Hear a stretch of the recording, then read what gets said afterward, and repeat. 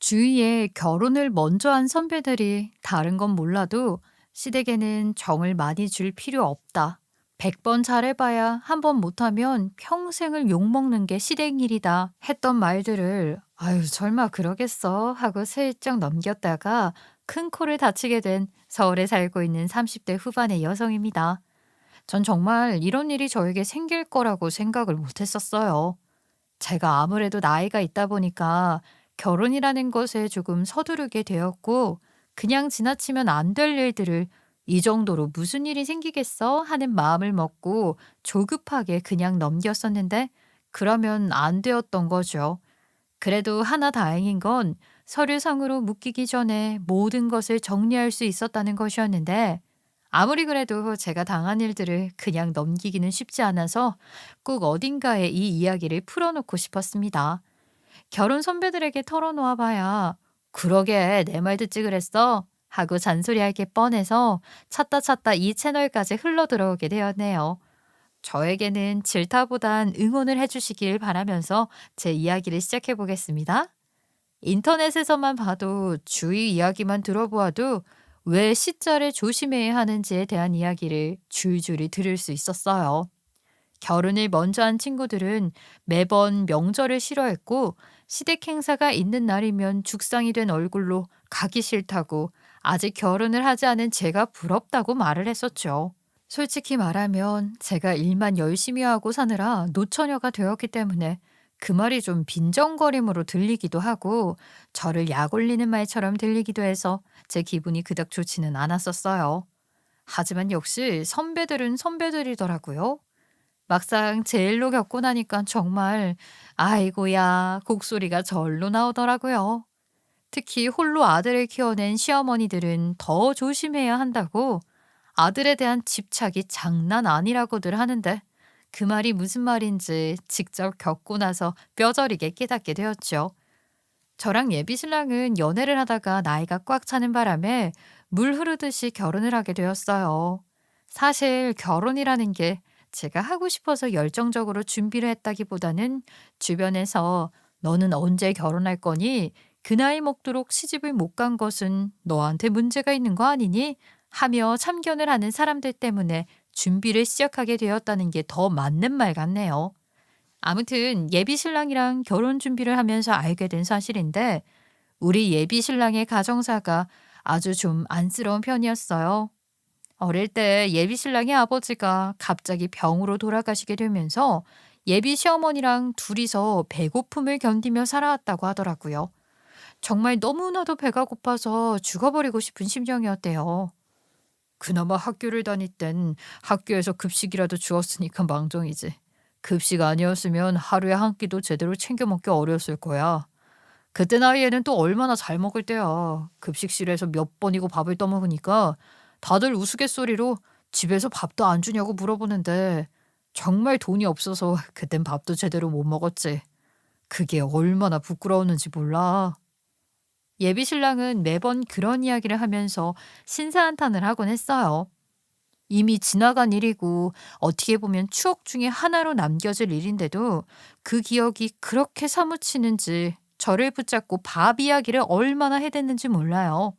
근데 그 당시에는 그 말들이 전부 꼴불견이 아니라 측은지심한 마음으로 느껴졌어요. 제 마음 한구석에서 피어나는 몽글몽글한 아련함이 있었다고나 할까요? 그 어린 시절부터 알았더라면 내가 밥이라도 챙겨줬을 텐데 하는 마음이 들 정도로 제가 예비 신랑을 참 많이 사랑했었어요. 물론 뭐 나이가 차서 자연스럽게 결혼을 준비하게 되었다고는 하지만, 그래도 사랑하는 마음이 없으면 결혼 준비도 하지 않았겠죠.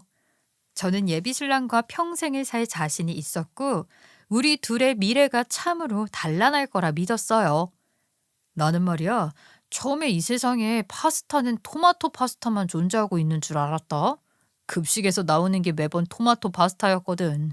그래서 20살이 되고 처음으로 크림 파스타라는 걸 대학 친구들이랑 먹었을 때, 와, 그 충격을 잊을 수가 없는 거 있지?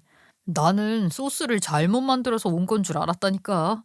허연 파스타는 그때 처음 봤거든. 정말? 하긴 이상하게 급식에서 토마토 파스타 말고는 다른 파스타가 나왔던 적이 없었던 것 같다. 아무래도 만들기 훨씬 쉬워서 그런 건가? 거기다가 대학 친구들이랑 조별 과제를 하고 스터디를 하고 할 때도 말이야. 커피집에 모여서 다들 아메리카노 한 잔 시켜놓고 공부를 하는데 그 커피 한 잔을 사 먹는 게 너무나도 부담이 되더라고. 그래서 그런 자리에 나가야 할 때마다 물만 마시고 나중에는 자리도 피하고 했더니 다들 내 근처에 올 생각을 하지 않더라. 나한테는 참 어려운 자리였는데 애들한테는 그 커피값이 아무렇지도 않은가 보더라고. 그래도 대학을 다니면서부터는 제대로 된 아르바이트도 하고 돈도 좀 벌 수 있었으니까 다행이었지.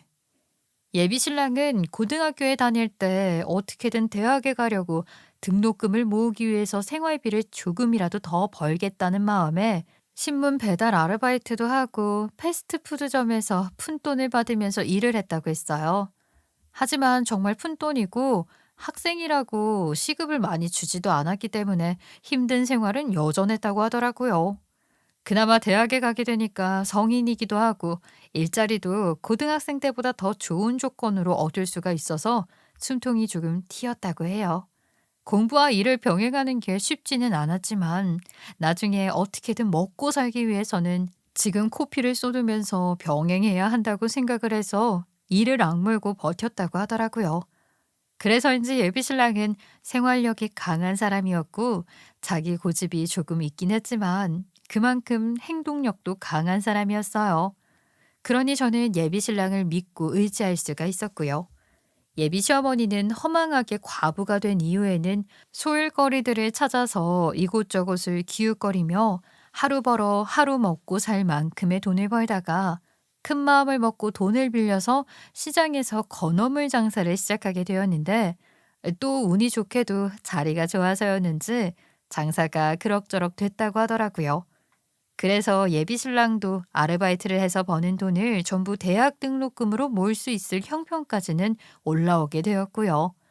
하지만 의식주라는 게 돈을 조금 번다고 해서 한 번에 해결을 할 수 있는 부분은 아니잖아요. 시장 매장 뒤편에 쉴 수 있게 작은 쪽방이 달려 있는 거 아실지 모르겠어요. 집이 딱히 없으니까 거기서 먹고 자고 하면서 살았다고 하더라고요.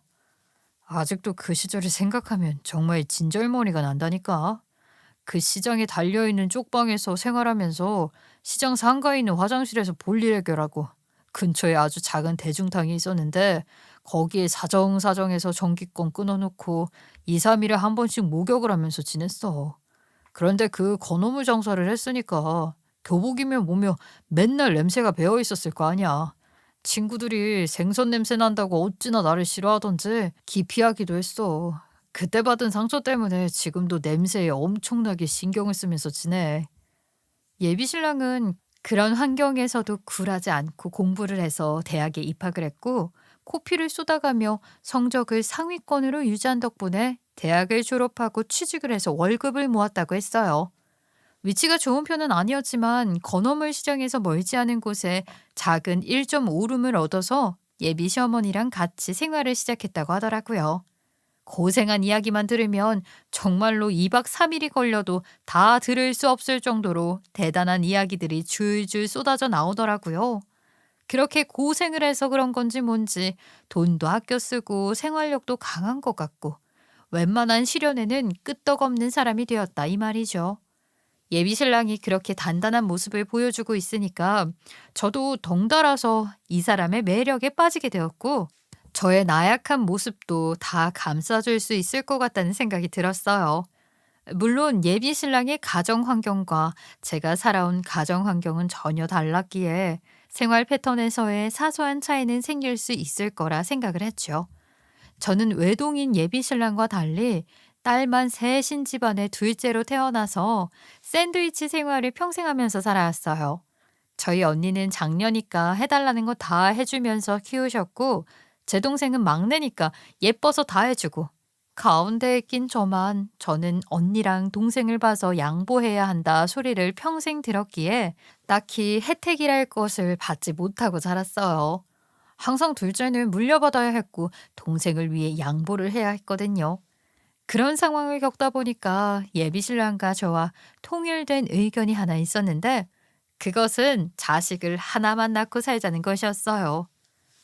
아이 많이 낳아봐야 우리가 전적으로 책임을 질 수 없는 상황이라면 애들에게 피해만 주는 것 같아. 나는 항상 없이 힘들게만 살아왔기 때문에 자식을 여럿 낳으면 돌보기가 힘들어서 포기하고 싶어질 거란 생각이 들어. 그러니까 나는 자식을 하나만 낳으면 좋겠어. 그건 나도 마찬가지야. 나도 가운데 낑겨서 자란 둘째라 그게 얼마나 서러운 일인지 누구보다 잘 알거든. 그러니까 나도 아이는 하나만 낳아서 잘 키우는 게 좋겠다 싶어.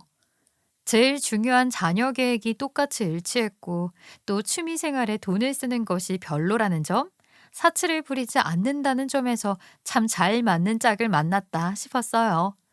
연애를 이어오면서 결혼을 하게 된다면 꼭 이 사람이랑 해야겠구나 하는 것을 느꼈고, 그렇게 저희는 결혼을 약속하고 하나하나 준비를 시작하기로 했습니다.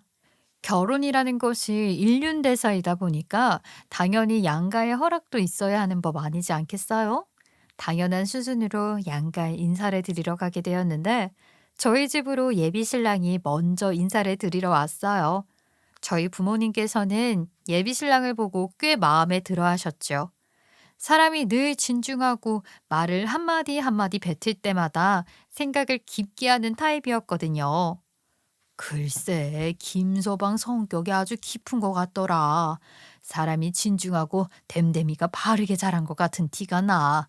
밥도 아주 잘 먹고 공손하게 인사하는 것도 마음에 든다. 사실 예비 신랑이 제가 예상을 했던 것보다 저희 집에 참 잘하기도 했어요.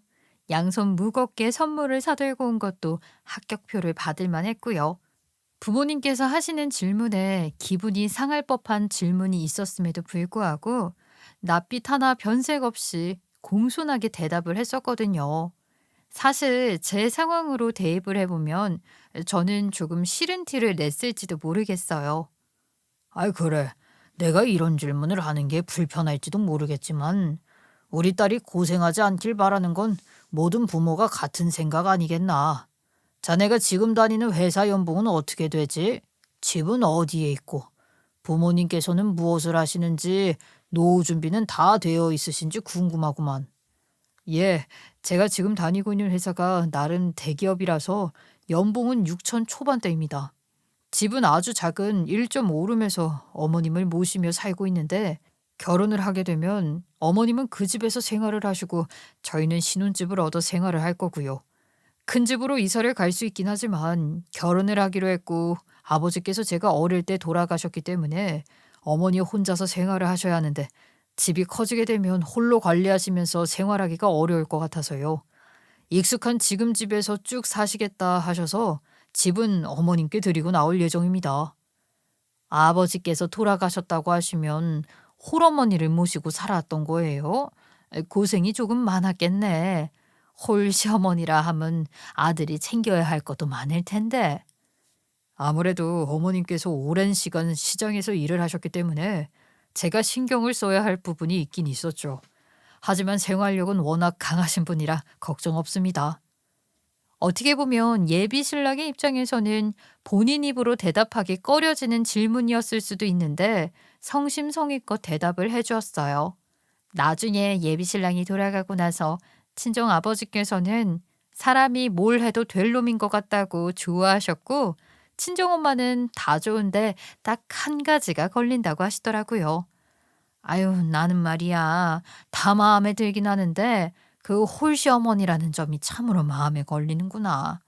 혹시 예비 시어머니는 만나봤니? 성격이 어떤 것 같은지 대충 파악은 되었고. 아직 이야기로만 듣고 만나 뵙지는 못했는데 평생 건어물 장사하시면서 생활을 하셨다고 들었어요. 시장에서 하는 장사라 진상도 많고 성격도 조금 센 편이신 것 같긴 한데 아직 만나 뵌 게 아니라서 정확하게는 모르겠고요. 근데 시작부터 편견을 가지는 거 아닌 것 같아서 일부러 아무 생각도 안 하고 있어요. 걱정이다, 걱정이야. 홀시어머니의 외동아들이면 나중에 모시고 살아야 하는 거 아니니? 나는 말이다. 아이, 김서방이 마음에는 참 들긴 하지만 우리 딸이 시집살이 하면서 고생하는 건 원하지 않어. 결혼이라는 게 두 사람만 좋아서 이어질 수 있는 게 아니지 않겠니? 가족과 가족이 만나게 되는 것인데 아이 시어머니의 간섭이라도 받으면 얼마나 스트레스라고. 저도 어느 정도는 생각하고 있는데 그런 이야기까지는 제대로 나눠보지 않아서 모르겠어요.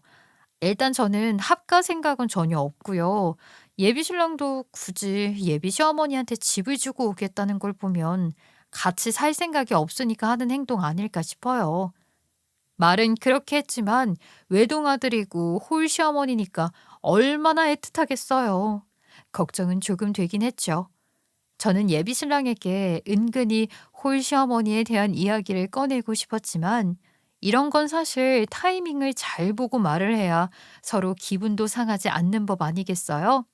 하지만 저는 말을 할 타이밍을 잡지 못했고 찍소리도 하지 못한 채 시간을 보내게 되었어요. 눈치만 실컷 보다가 결국에는 예비 시댁에도 인사를 드리러 가게 되었는데 제 예상과는 전혀 반대로 저를 보자마자 예비 시어머니가 버선발로 뛰어나오는 게 아니겠어요?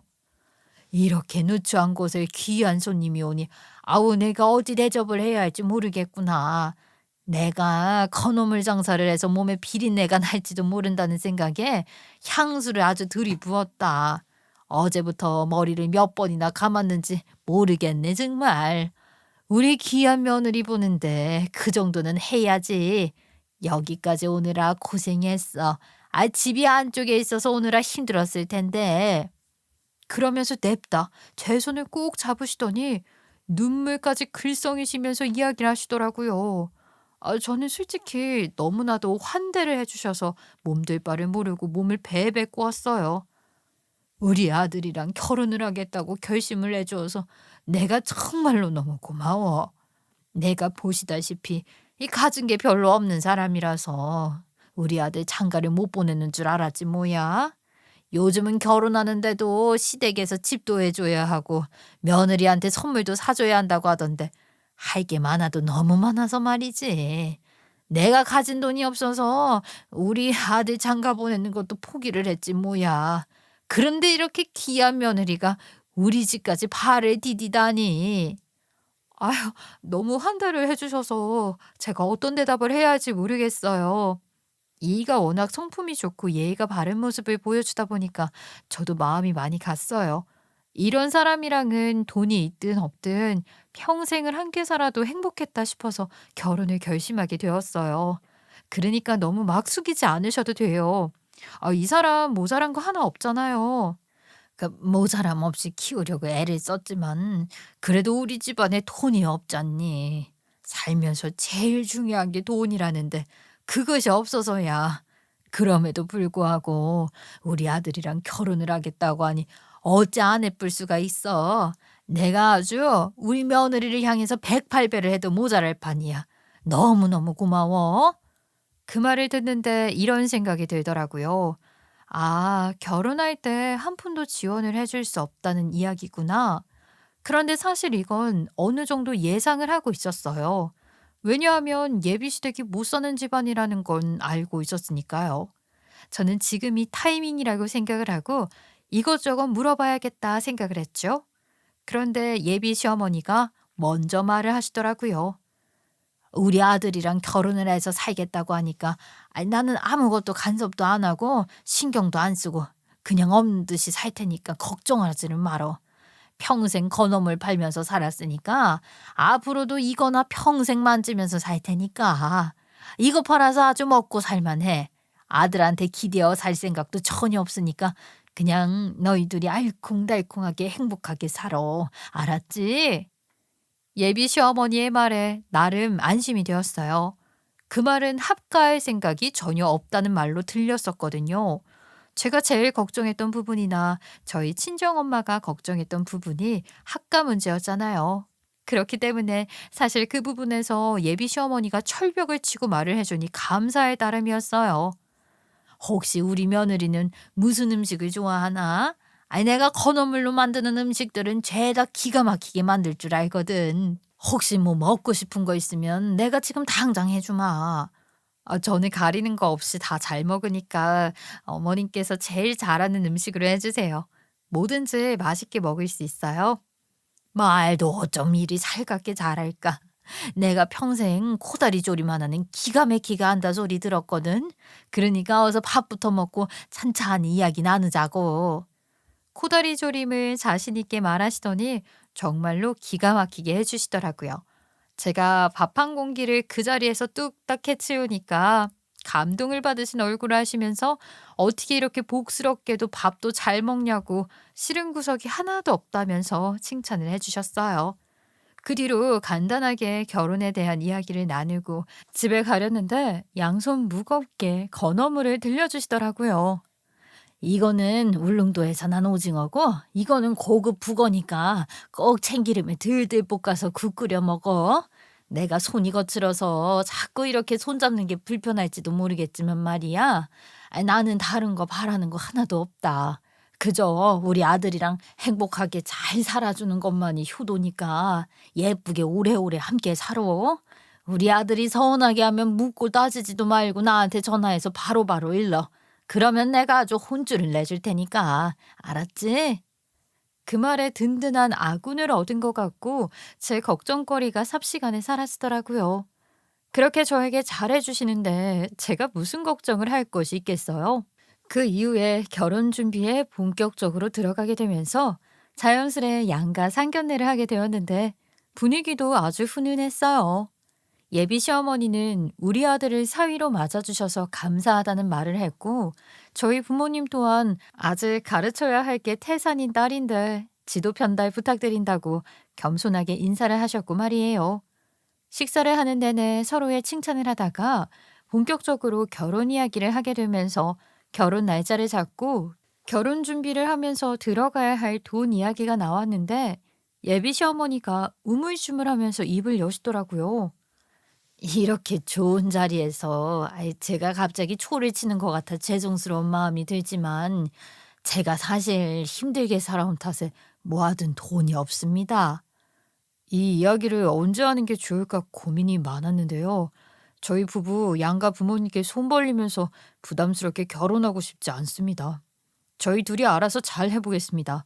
없으면 없는 대로 소박하게 끌어당길 수 있는 것들 다 끌어모아서 시작을 해볼게요. 정말 양가의 도움 하나 없이도 괜찮겠어? 그래도 어느 정도 자본이 있는 상태를 시작하는 것과 아닌 것의 차이는 확실하게 느껴질 텐데 말이야. 괜한 고집 아닌가 싶네. 이런 거 하나 처음부터 헤쳐가지 못한다면 수도 없는 시련이 있을 결혼 생활을 어떻게 이어갈 수 있겠어요. 한번 맨땅에 헤딩 해보겠습니다. 그래, 그 자신감 하나는 매우 마음에 드네. 아주 듬직하니 좋아. 어디 한번 우리 딸을 자네만 믿고 맡겨봄세. 양가의 도움이 필요 없다고 하니 우리도 부담이 덜 되겠구만. 저희는 있는 돈으로 잘 해결을 해보자 하면서 본격적으로 결혼식장과 스드메 같은 것들을 알아보기 시작했어요. 그런데 저한테 언니가 하나 있지 않겠어요? 저희 언니가 시집을 갈 때 정말로 삐까뻔쩍하게 결혼식으로 올렸었거든요. 형부가 의사라서 돈이 억수로 많기도 했었고 언니도 일을 하고 있었으니까 모은 돈이 꽤 있었어요. 그래서 스드메 같은 것도 전부 다 청담동에서 난다 긴다 하는 곳에서 준비를 했고요. 결혼식도 일반 식장이 아닌 호텔에서 올렸었단 말이죠. 저는 사실 모아둔 돈이 언니네만큼은 많지 않으니까 그 정도까지 준비는 하지 못한다 하더라도 비슷한 정도는 생각을 하고 있었고요. 그런데 예비 신랑이 그런 비용들을 죄다 아껴서 집을 구하는 데 쏟아붓자고 하더라고요. 내가 없이 살다 보니까 다른 건 몰라도 집은 꼭 좋은 집에서 살아야겠더라. 괜한 허영심에 사치 부리지 말고 그 돈 아껴서 전부 집을 사는 데 쓰자.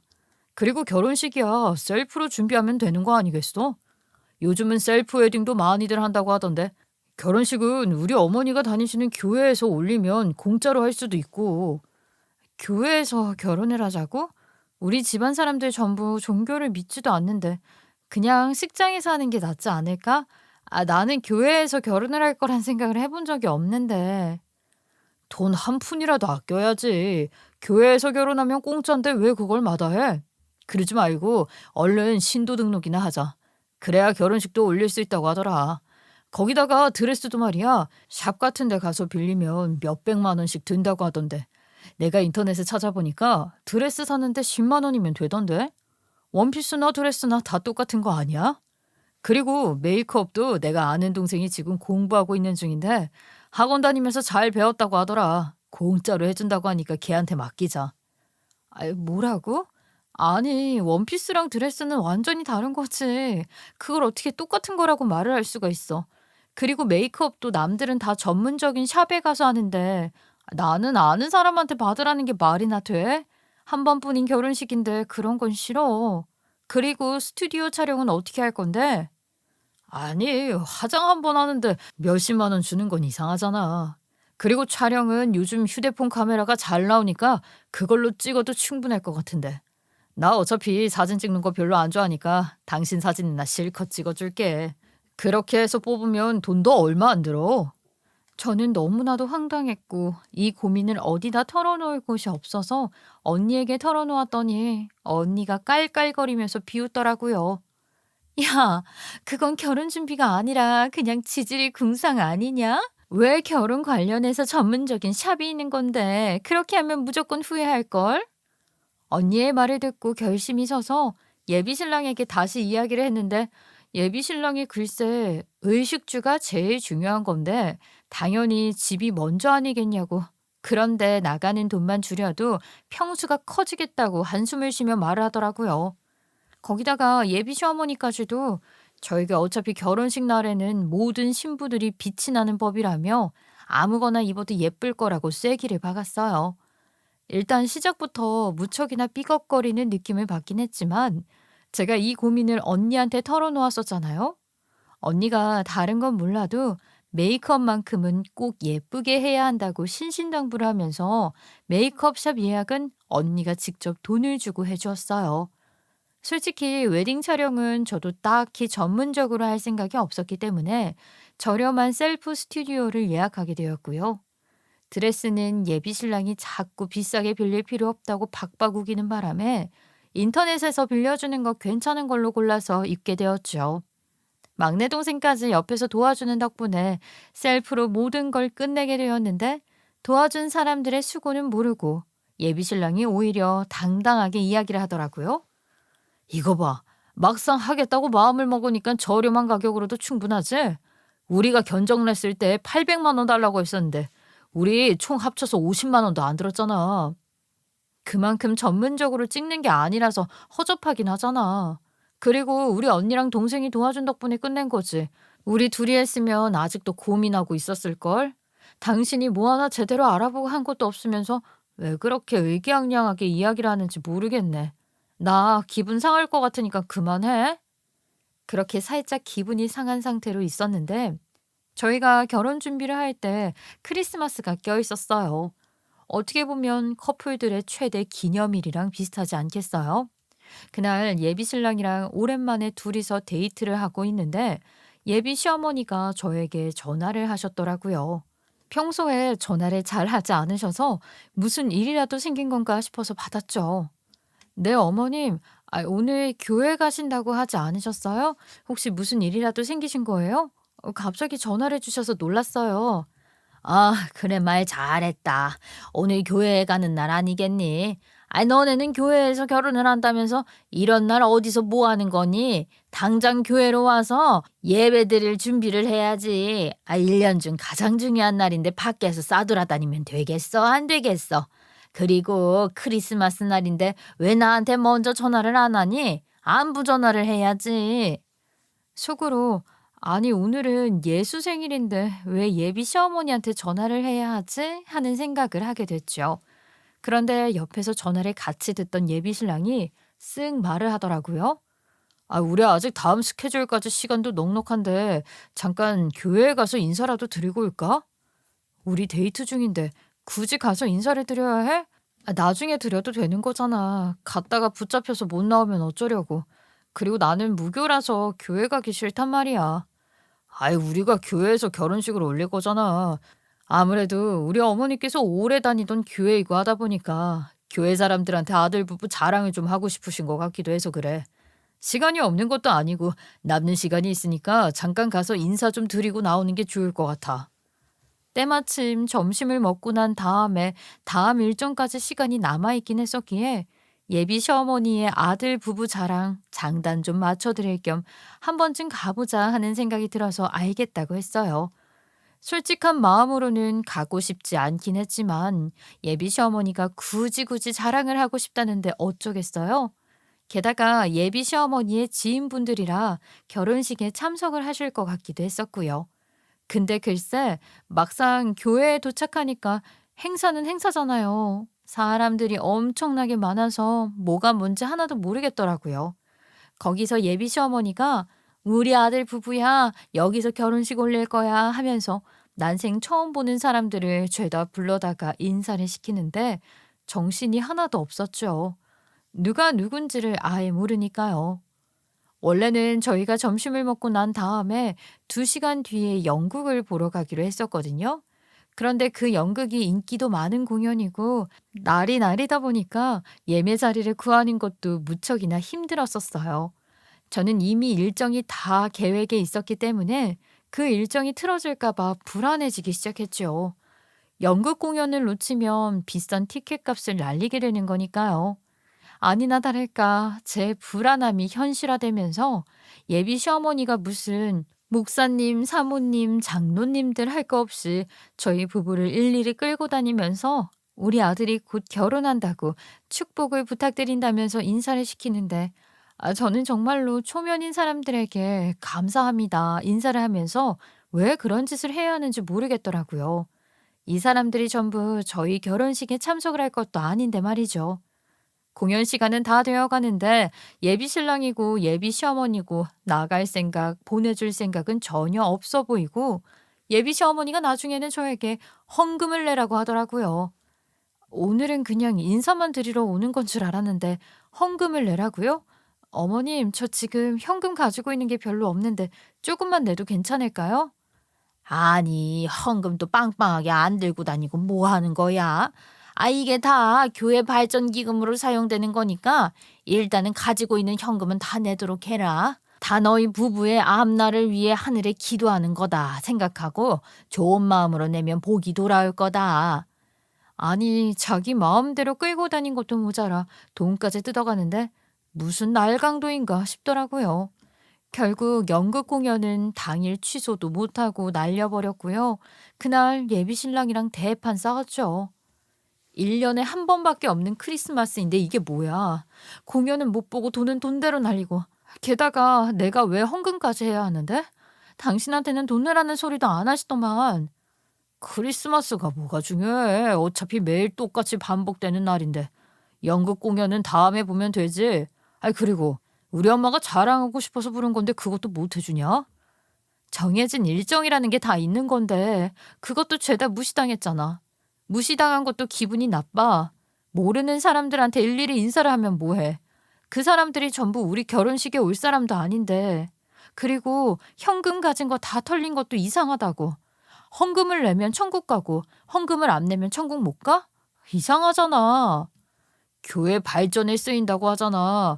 모르는 기아들을 위해서 기부도 하는 판에 그것도 못 해주냐? 그깟 헌금 얼마나 냈다고 그렇게 아까워 죽으려고 그래? 지금 당신 지갑에 있는 돈을 사수했다고 나한테 뭐라고 하는 거야? 당신도 그럼 헌금 내지 그랬어? 왜 나만 내라고 하냐고. 얼마 넣었는지 지켜보는 것도 소름 끼쳤어. 대판 싸운 뒤에 예비 신랑이랑 저랑 화해도 안 하고 뜨뜨미지근하게 있었는데 예비 시어머니에게 또다시 연락이 도착했어요. 안 받으려고 했지만 결혼을 앞둔 마당에 제가 언제까지고 무시를 할 수 있는 입장도 아니고 어쩔 수 없이 전화를 받았죠. 그래, 결혼 준비는 잘 되어가고 있지? 혹시 신혼집은 알아보긴 한 거야? 내가 말이다, 곰곰이 생각을 해보니까 신혼집 위치가 우리 집이랑 가까웠으면 좋겠다는 생각이 들어서 말이다. 자식이라고는 우리 아들 하나밖에 없는데 가까이 살면서 얼굴도 자주 보고 지내야 좋지 않겠니? 교회도 같이 나가면 더더욱 좋고. 그 말을 듣는 순간 절대로 가까운 곳에 신혼집을 얻으면 안 되겠구나 하는 생각이 들더라고요. 내가 이제는 늙고 지쳐서 그놈을 파는 일도 힘에 부치고 그런단다. 나는 사실 많은 건 필요 없고 바라지도 않는다는 거 계속 말해서 알고 있지. 그냥 용돈은 한 달에 50만 원 이상 줬으면 좋겠구나. 너희들 형편에 그 정도 돈은 당연히 용돈으로 줄 수 있다고 생각하고 있단다. 어머님, 언제는 바라는 거 하나도 없고 무소식이 희소식인 것처럼 살자고 해놓고서는 이제 와서 가까이 살자, 용돈을 달라 그런 소리를 하고 그러세요? 갑자기 말을 바꾸시네요. 뭐가 어쩌고 어째? 아내가 다 늙어서 언제까지 건어물 장사를 하면서 밥 벌어먹고 살겠어. 노후 준비 하나도 안 되어 있는데 당연히 자식들이 도와줘야지. 내가 자식이 많은 것도 아니고 하나뿐인데 하나뿐인 자식 부부가 그런 것도 못 해주겠다고 선을 긋는 게야? 어찌 부모를 부양할 생각은 안 하고 버릴 생각을 하냐? 버럭하면서 말을 하시는데 점점 이것은 아니구나 하는 생각이 깊어지더라고요. 예비 신랑이랑 같이 신혼집을 알아보는데 예비 시어머니가 사는 동네는 일단 역세권도 아니었을 뿐더러 좀 낡은 집이 많은 동네였어요. 저는 출퇴근도 어렵고 해서 이 동네에서는 못 산다고 못을 박았고 예비 신랑도 어느 정도 그 부분에 대해서는 수용을 하더라고요. 그래서 예비 시어머니의 집이랑 최대한 멀리 있는 역세권의 인프라라도 괜찮은 외곽 지역으로 신혼집을 고르고 계약을 하게 되었어요. 계약금을 딱 걸고 나니까 마음에 안정이 조금 생기더라고요. 일단은 예비 시어머니랑 멀리 떨어져서 산다는 것 자체로도 만족스러웠거든요. 근데 그 동네에 집을 얻었다고 하니까 예비 시어머니가 노발대발 아주 난리가 난 거죠. 아니, 내가 분명히 우리 집 가까운 곳으로 신혼집을 얻었으면 좋겠다고 말을 했는데, 멀어도 너무 먼 동네로 잡은 거 아니야? 지하철에 버스까지 타고 1시간 거리잖니? 그 동네가 살기 좋은 동네라서 어쩔 수가 없었어요. 가격도 딱 적당했고요. 저희 회사랑도 가까우니까 굳이 마다할 이유가 없더라고요. 젊은 것들이 회사 가는데 시간 좀 걸리면 어떻다고 그래. 회사 가까운데 다 무슨 소용이냐. 홀 시어머니 자주 들여다보는 게 더 중요하지. 그래도 이미 계약금까지 다 걸어버려서 취소하면 위약금 물어야 해요. 이왕 계약까지 다 끝낸 거 저희 좋은 집 골랐으니까 잘 골랐다고 칭찬해 주세요. 그렇게 눈치가 없는 사람처럼 굴면서 전화를 끊고 넘겼죠. 잔금을 치러야 할 시기가 되었는데 저희 부모님께서 도와주시겠다고 하시는 겁니다. 제가 스드메도 그렇고 결혼식장도 그렇고 계속 돈을 아끼기만 하니까 저희 친정 부모님 입장에서는 제가 언니랑 더 비교가 되어서 안쓰러웠나 보더라고요. 거기다가 언니랑 동생도 저희가 지질이 궁상처럼 준비를 하고 있다면서 한마디씩 거들어준 덕분에 부모님 마음이 더 쓰였던 것 같아요. 그동안 우리 둘째가 가운데에 낑겨서 손해도 많이 보고 했잖니. 뭐 하나 하고 싶다는 거 제대로 시켜준 적도 없고 말이야. 그러니까 우리가 집값을 좀 보태주마. 친정집에서 도와주시겠다고 하니까 아싸리 제 이름으로 대출을 받아서 집을 제 명의로 하고 예비 신랑은 혼수를 준비해 오기로 말을 맞추게 되었어요. 신혼집 잔금을 다 치르고 나서 혼수를 보러 다니기로 했는데 쓸데없이 예비 시어머니가 거기까지 따라와서는 참견을 하더라고요. 그래서 집은 몇 평이라고 했지? 굳이 평수도 크지 않은 집에 공기청정기 같은 건 필요 없을 것 같아서 말이다. 공기청정 해봐야 얼마나 깨끗해진다고. 이거 다 상술이야. 그래도 집이 30평형대 아파트라서 있으면 좋을 것 같은데요. 요즘 공기청정기 없는 집이 어디에 있어요. 미세먼지도 많아서 하나쯤은 있어야 해요. 밖에 나가서 어차피 미세먼지 다 마실 건데 집에서도 좀 마시면 어떻다고. 이렇게 사치스러운 아이인지 몰랐다. 아니, 고작 공기청정기 가지고 사치를 운운해야 한다니 기가 막혔죠. 하지만 저도 나름 무시에는 도 같은 사람이기에 예비 시어머니가 뭐라고 하든 말든 혼수를 준비했어요.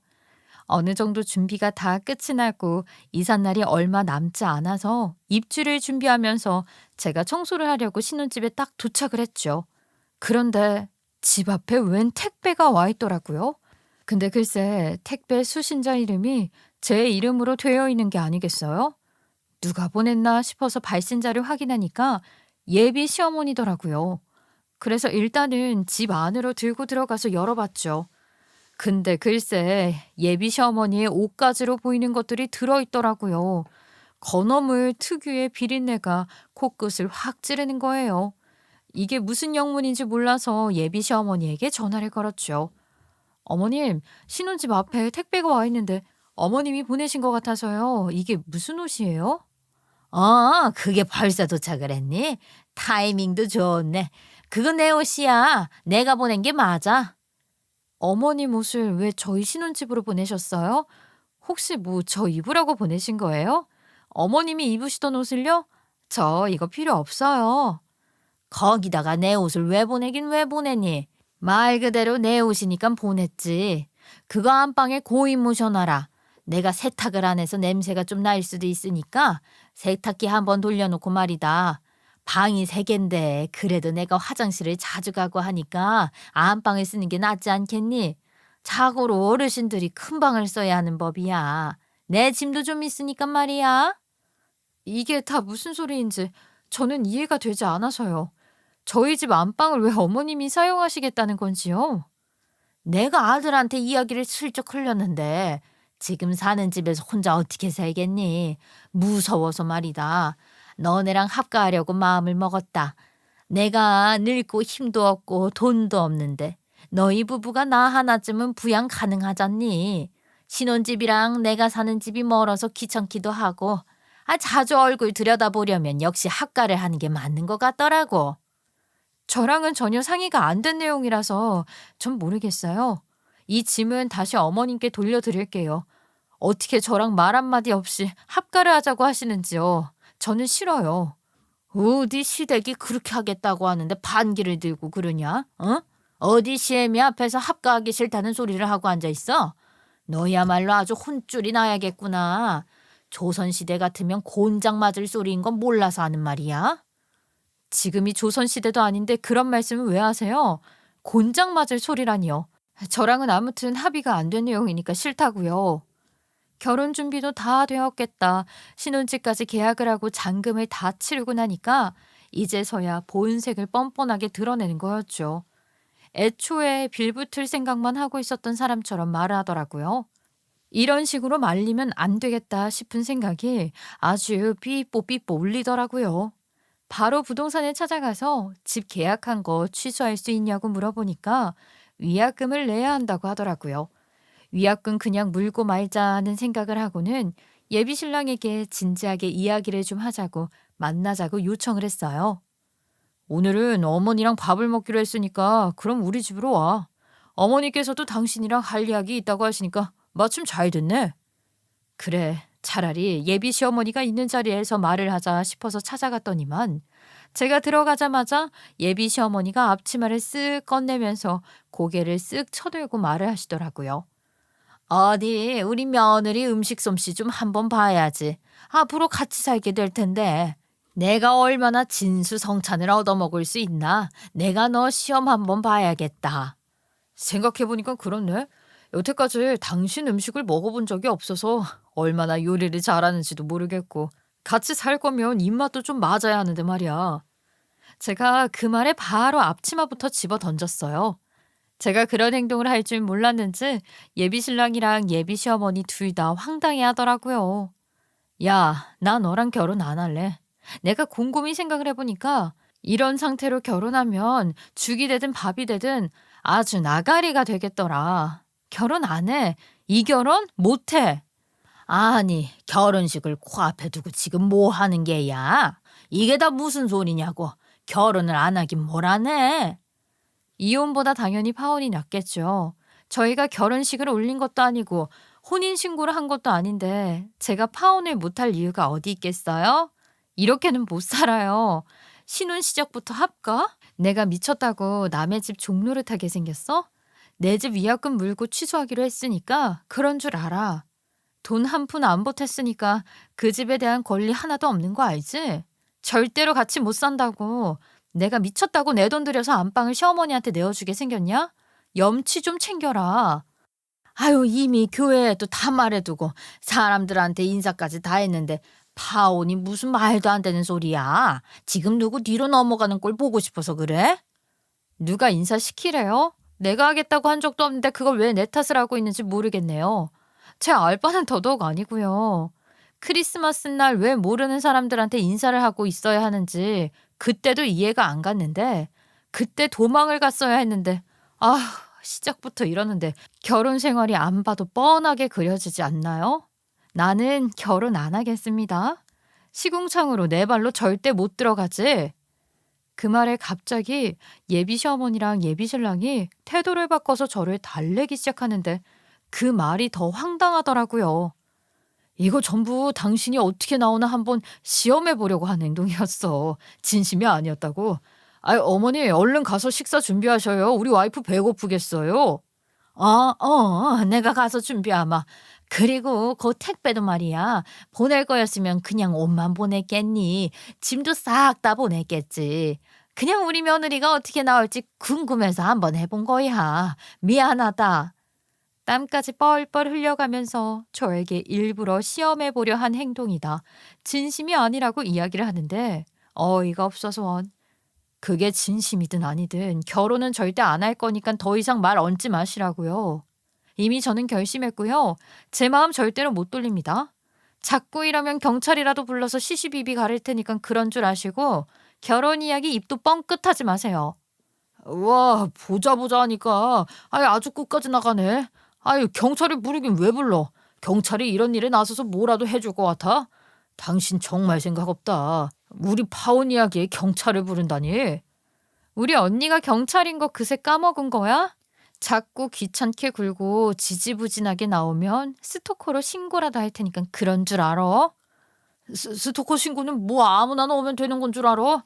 내가 당신한테 뭘 어쨌다고 스토커를 신고를 하겠다는 소리라고 그래. 나도 그럼 무고죄로 역신고할 거야. 그러던가 말던가. 자꾸 파혼하겠다고 하는데 붙잡는 거 자체가 스토킹하는 거랑 뭐가 다르니? 내가 싫다고 몇 번이나 의사표현했는데 왜 네 마음대로 하냐고. 나는 너랑 파혼하기로 마음먹었고 위약금을 물더라도 무조건 파혼할 거니까 그런 줄 알아. 내가 정말 소름이 끼쳐서 원. 혼인신고 미리 안 한 게 아주 하늘의 뜻이었다.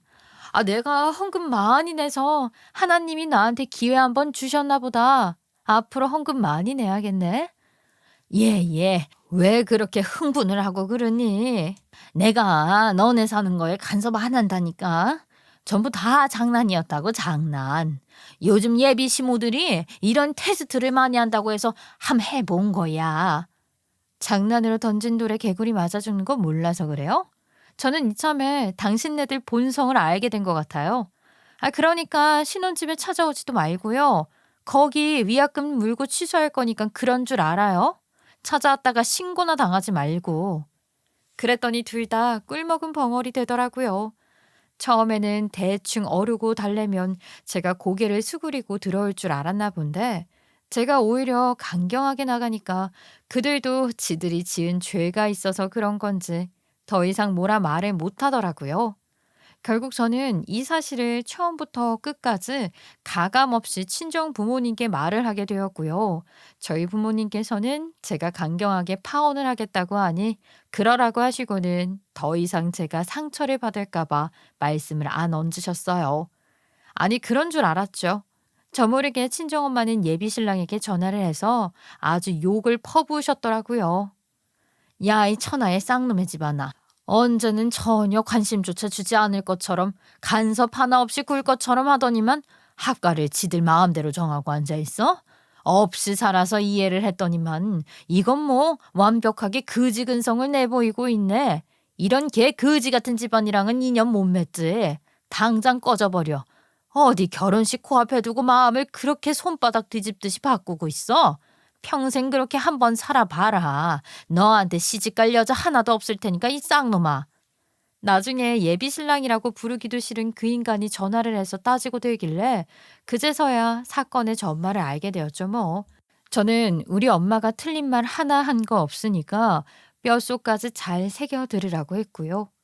지가 저한테 해온 게 있는데 고작 그 한마디 들었다고 전화를 해서 따지는 쫌생이었다니. 지금이라도 모든 본성을 알게 되어 도망칠 수 있게 된 것이 정말 헌금의 뜻인가 싶었어요. 앞으로는 기도도 좀 해보고 착하게 살아보고 헌금도 간간히 해보려고요. 아무튼 저는 그렇게 파혼을 하게 됐고 신혼집 계약했던 건 말이죠. 위약금을 물고 버리기 아까워서 막내 동생이랑 저랑 둘이 나가서 살고 있어요. 둘 다 독립을 해보고 싶기도 했고, 저희 막내 동생이 자취에 대한 꿈이 있다며 부모님을 설득해서 나와 살 수 있게 되었죠. 겸사겸사 잔소리도 피하고 막내 동생이랑 은근히 즐거운 시간 보내면서 잘 지내고 있습니다. 한동안 남자는 쳐다도 안 보고 결혼은 더더욱 생각이 사라졌어요. 저는 그냥 제 일 잘하면서 노처녀가 되든 말든 제 인생 잘 즐겨보려고 합니다. 저의 웃지 못할 파혼 이야기 끝까지 들어주셔서 감사합니다.